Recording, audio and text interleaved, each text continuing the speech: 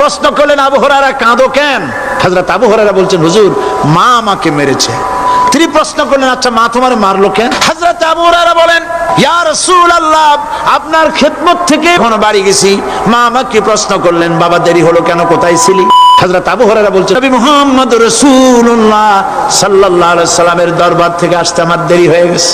ইয়া রাসূলুল্লাহ, আমার মা আপনার নাম শুনে অগ্নিশর্মা হয়ে আমাকে ধরে পিটানো আরম্ভ করলেন আর বললেন, আবু হুরায়রা, হয় মুহাম্মদ সাল্লাল্লাহু আলাইহি সাল্লামের বাড়ি ছাড়বি, নইলে আমার বাড়ি ছাড়বি, কি করবি বল? আমি বললাম, মা তোমার গায়ে যত শক্তি আছে আমারে মারো, তোমার বাড়ি শুদ্ধ তাম দুনিয়াটা ছেড়ে দিতে পারি, মুহাম্মদ রাসূলুল্লাহর কদম মোবারক ছেড়ে দিতে পারি না।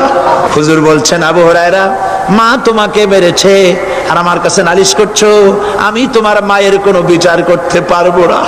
এত বড় নবী বলছেন মা মেরেছে, আমার করার কিচ্ছু নাই। সুবহানাল্লাহ।